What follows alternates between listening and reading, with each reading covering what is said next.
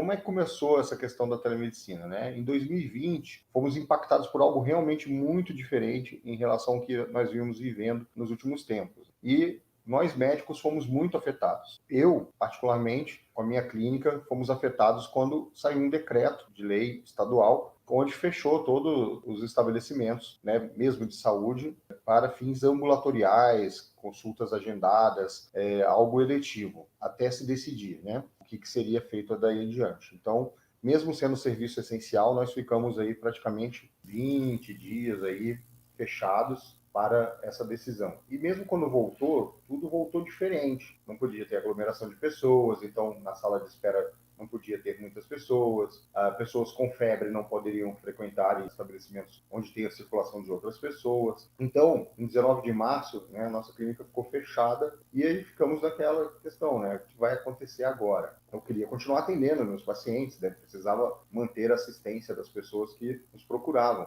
E aí, como a gente poderia fazer isso? A preocupação também com a questão, né? Uma clínica é uma empresa, né, tem impostos, tem contas a pagar, né, tem funcionários, né, que a gente tem que manter em dia o salário. Então isso gera muita angústia, né, para o médico que tem uma clínica e faz a gestão dela. E eu entendo que também muitos colegas passaram por uma situação muito semelhante, né, tanto os médicos clínicos quanto os cirurgiões, porque não podiam fazer nem consultas e nem cirurgias eletivas. Mas em março mesmo, em 20 de março, um dia depois do decreto estadual, veio uma portaria do Ministério da Saúde, a 467 de 2020, onde estabelecia a possibilidade de fazer consultas via telemedicina, nesse período que a gente está vivendo. E, posteriormente, a Lei 13.986, de 15 de acho que foi 15 de abril de 2020, ela também estabeleceu essa possibilidade. Então, isso deu segurança para fazer a telemedicina e até porque é uma ferramenta muito importante nesse momento que estamos vivendo. Então, imagina, uma pessoa com febre, ela não pode estar circulando em centros comerciais, né? Muitas clínicas são dentro de prédios comerciais, em onde tem circulação de pessoas, então uma pessoa com febre não deve ir a esse local.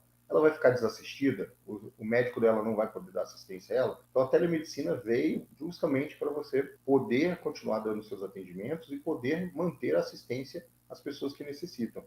Então eu já vinha estudando a telemedicina antes mesmo disso, né? Claro que a gente, para a modalidade de teleconsulta, tinha um furo aí, né, nas resoluções, na legislação, então tinha um vácuo e a gente não fazia. Mas eu sempre gostei de observar as evoluções, a evolução tecnológica e vislumbrava que um dia a telemedicina ia também servir para as teleconsultas. Então eu já vinha estudando, eu procurei, né, já quando adquiri um prontuário eletrônico para minha clínica, eu procurei um prontuário que já tivesse a ferramenta para a telemedicina. Então, assim que começasse, já teria a ferramenta. E, felizmente, foi isso que aconteceu. Eu já tinha um prontuário com essa ferramenta. Então, isso já fez com que eu ganhasse muito tempo.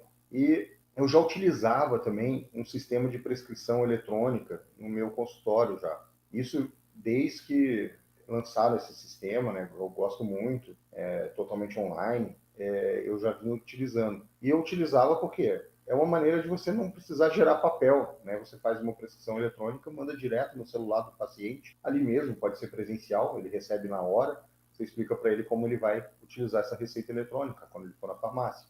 E, além disso, em 2018, a gente teve uma lei que possibilitou o aviamento de receitas emitidas por um médico de um estado em outro estado. Então, o paciente, por exemplo, do Rio Grande do Sul, podia comprar, né, depois da lei, podia comprar medicamentos no estado dele, mesmo que o médico que prescreveu fosse de Santa Catarina. Então, eu acompanhando esse movimento já anteriormente, já estava preparado para quando isso acontecesse. E aconteceu, né? Então, imediatamente, a partir da legislação, da portaria, eu pude oferecer aos pacientes a possibilidade deles manterem o acompanhamento deles na clínica. Então, eu comecei a oferecer a possibilidade da teleconsulta para os pacientes que eram da minha clínica, já cadastrados, já conhecidos, né, na forma de retorno ou de uma consulta por um motivo novo.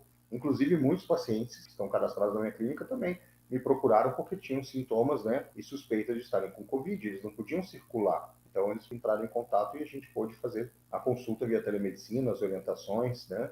E aí, em 2020, ainda quase no meio do ano de 2020, e meu sócio, ele entrou em contato comigo porque ele tinha recebido por e-mail algum contato de uma oportunidade para médicos de família, especialistas em medicina de família, atenderem para uma grande operadora de saúde de forma remota, né, online. Então, eu aproveitei isso, eu falei, isso aqui é uma oportunidade, porque eles têm um grande volume de pacientes. Então, médico a gente aprende fazendo. Então, eu falei, bom, quero fazer telemedicina, então eu tenho que fazer muitos atendimentos. Então, comecei a atuar, né, nessa empresa e foi uma oportunidade de ajudar como médico nesse momento. Teve uma grande demanda, né, tanto do sistema público quanto privado, por atendimentos. Foi uma fonte de renda no momento que a clínica tinha diminuído os atendimentos presenciais e a grande experiência que eu pude ter atendendo esses pacientes. E com isso, também a gente tem alguns dados, né, desses atendimentos que a Associação Brasileira de Empresas de Telemedicina e Saúde Digital levantou que entre 2020 e 2021 foram feitos mais de 7,5 milhões de atendimentos realizados, tá, por 52,2 mil médicos aproximadamente. Então, olha que interessante, né? Nós somos quase 500 mil médicos no Brasil.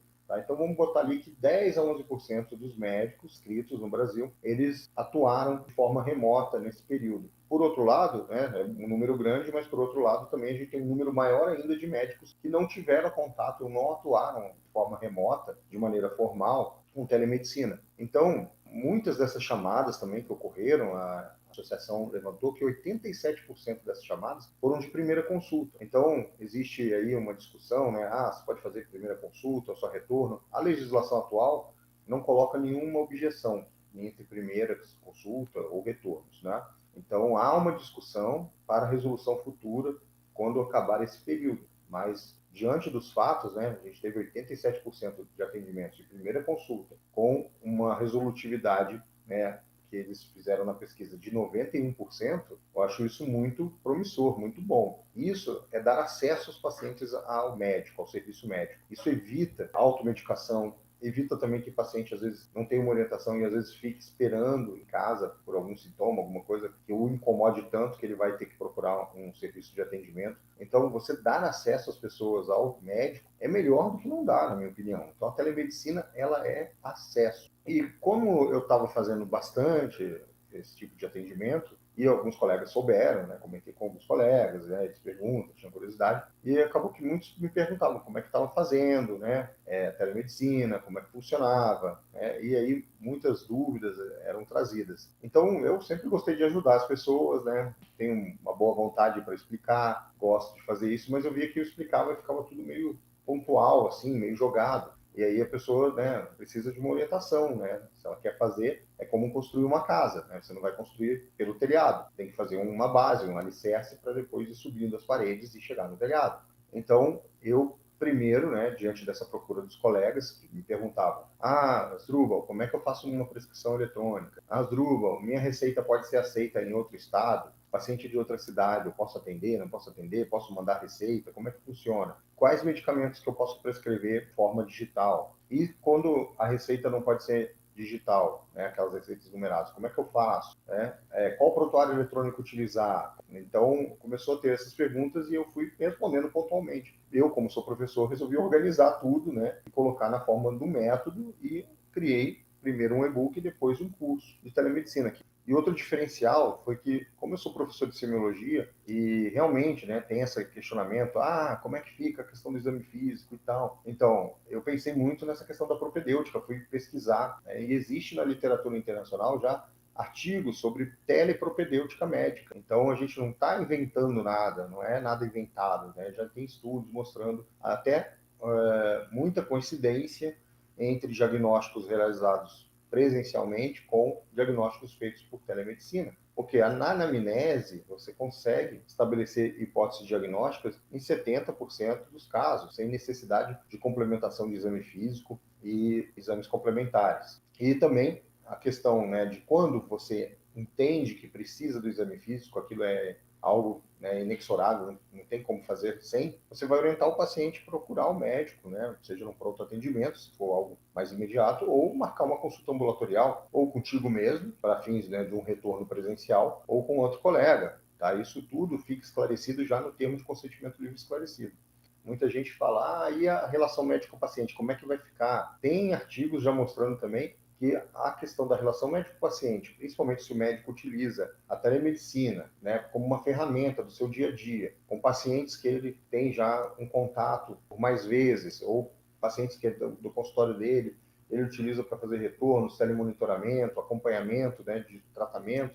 Esses pacientes relatam até uma melhora e uma satisfação com esse tipo de atendimento. É uma melhora da relação médico-paciente. E algumas nuances da comunicação, eu acho que é importante fazer a teleconsulta por videochamada. Porque se você fizer só com áudio, você vai perder grande parte da comunicação não verbal. Se você fizer só por chat, você vai perder grande parte da comunicação que é feita paralinguística, que é o tom de voz, a entonação, né? Então, o paciente, né, ele vai perdendo se você ficar diminuindo, né, essa capacidade aí de visualização, por exemplo. Então, eu sempre recomendo videochamada para fazer essas interações, tá? E essa é a minha razão, né? O motivo que me levou a ensinar telemedicina é porque eu acredito, né, que os atendimentos online via telemedicina, eles podem ajudar muito os pacientes, né, principalmente pela questão do acesso, os próprios médicos, porque é uma ferramenta para o médico utilizar, e ele pode agregar valor, né, no seu trabalho,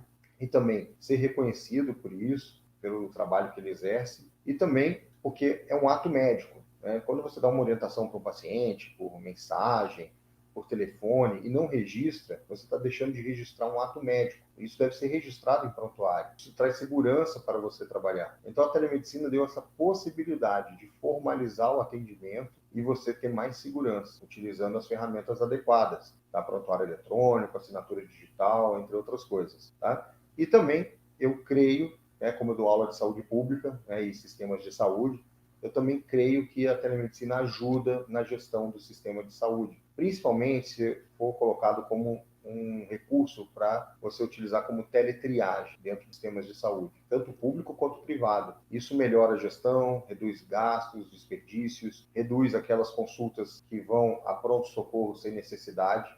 Isso é uma queixa que os médicos têm, né? Quem trabalha em pronto-socorro sempre fala: ah, nossa, um monte de consulta hoje que não tinha nenhuma emergência, urgência, era só coisa de ambulatório. E se tivesse a capacidade de fazer uma teletriagem dessas consultas, para que não chegassem ao pronto-socorro, que é o local onde as pessoas que precisam de atendimento imediato, é lá que deve estar, né? Então, a telemedicina tem muitas vantagens, né? Para os pacientes, para os médicos e para o sistema de saúde também.